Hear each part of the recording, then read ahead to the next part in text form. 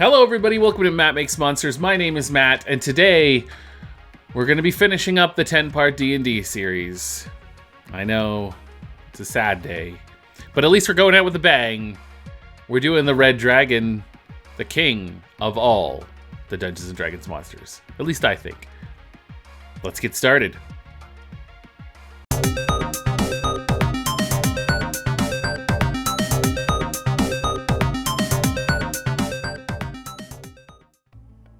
Okay, so here is the king of the monsters, the ultimate D&D monster, the Red Dragon. Let's see what the second edition Monstrous Manual has to say about this fella. Red dragons are the most covetous and greedy of all dragons, forever seeking to increase their treasure hoards. They are obsessed with their wealth and memorize an inventory accurate to the last copper. They are exceptionally vain and self-confident, considering themselves superior not only to other dragons, but to all other life in general. When red dragons hatch, their small scales are a bright, glossy scarlet. Because of this, they can be quickly spotted by predators and men hunting for skins, so they are hidden deep underground lairs, and not permitted to venture outside until towards the end of their young stage. When the scales become deeper red, the glossy texture has been replaced by a smooth, dull finish, and they are more able to take care of themselves. As the dragon continues to age, they are more able to take care of themselves. The scales become large and thick as they age, and as strong as metal. So, that's what I had to work on. There's actually not a lot of physical description, which is actually, I'm fine with that. There's been some seriously iconic artistic renderings of dragons, specifically red dragons, throughout Dungeons & Dragons history.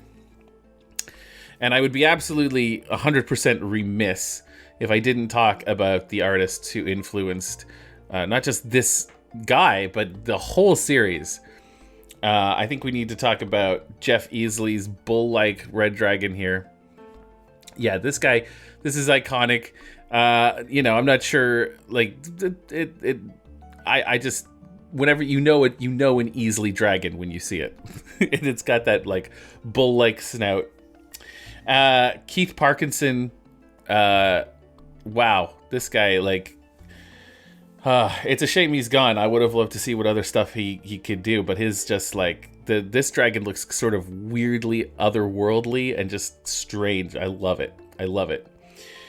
And but the king of dragons, to me, the king of red dragons specifically, is Larry Elmore. Here's Larry Elmore's. Oh, the red box design. I love this red dragon. This was the intro to dragons for me. I had seen Art of Dragons, but nothing like this. This dragon was something else. So those guys really were, like, along with Todd Lockwood and Wayne Reynolds, they were like the big inspirations to me for fantasy art in general. But this guy, specifically because red dragons, they're iconic. So I want the iconic versions of them. So I really wanted him to be reminiscent of those old second edition paintings. That's kind of what I was going for here. I wanted the light source to be mostly his fire. And I'm nowhere near those guys, for the record, but it was an inspiration. I just really wanted to capture the feeling of the dragons you would see on the cover of one of the old rule books. So that's what I was trying to do. But another influence was a movie that I hold near and dear to my heart and growing up, and it was Rankin Bass's The Hobbit, the cartoon. This one right here. Oh, man. So making Smaug look like a cat was insane to me back then. Like, I was just like, I've never seen anything like that. That's madness. That's so awesome. And that whole cartoon, they put hair on everything. Everything had hair. Like, everything had tufts of hair. Even the elves had beards. It was awesome.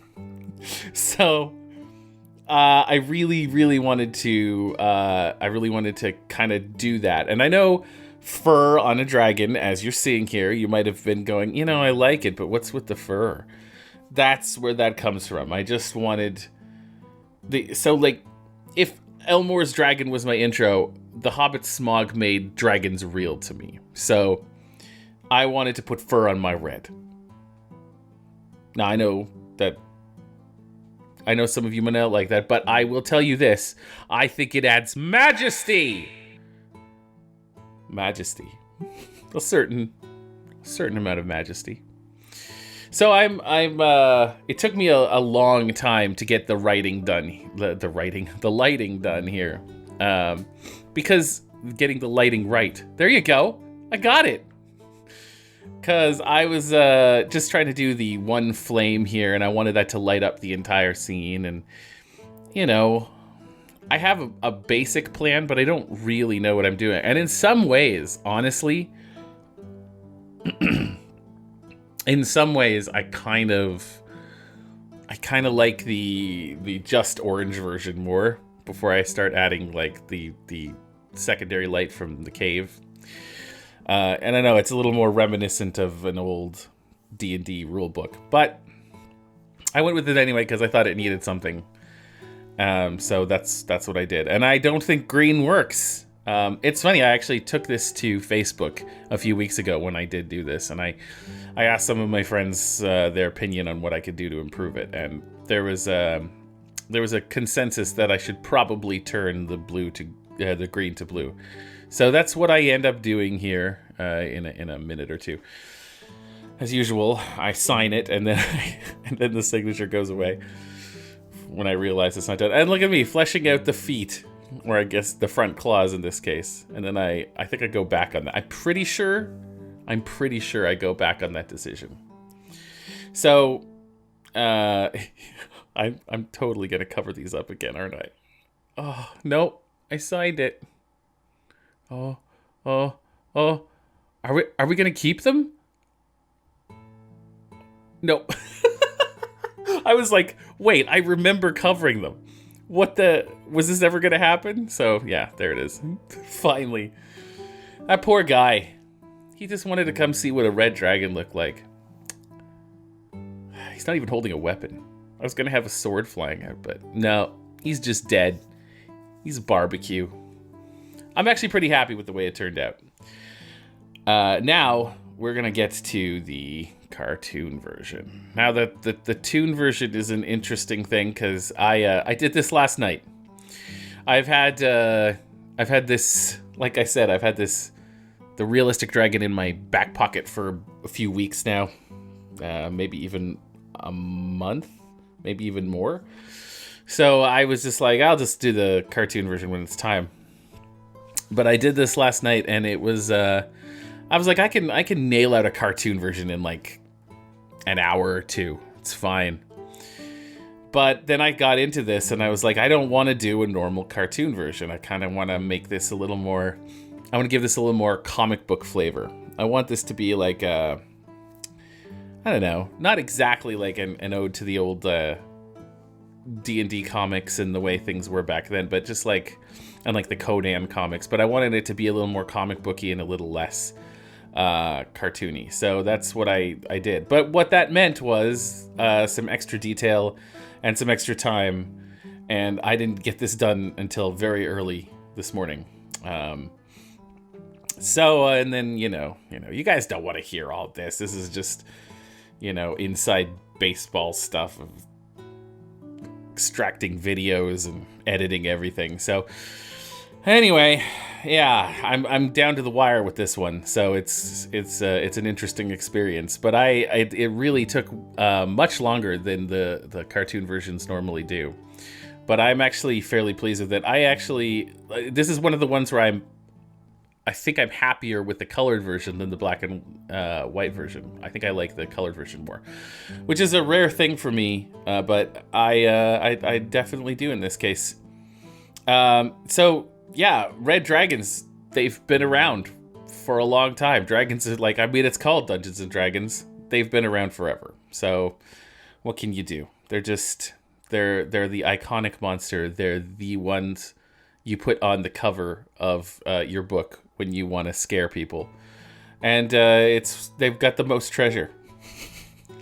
I believe our wizard friend said that they were the most covetous and greedy of all the dragons. So that means they got the most treasure. So you definitely got to go kill yourself a red dragon. They're bad dudes. You know, they'll steal villagers. They'll burn down entire forests. They'll fly around the world.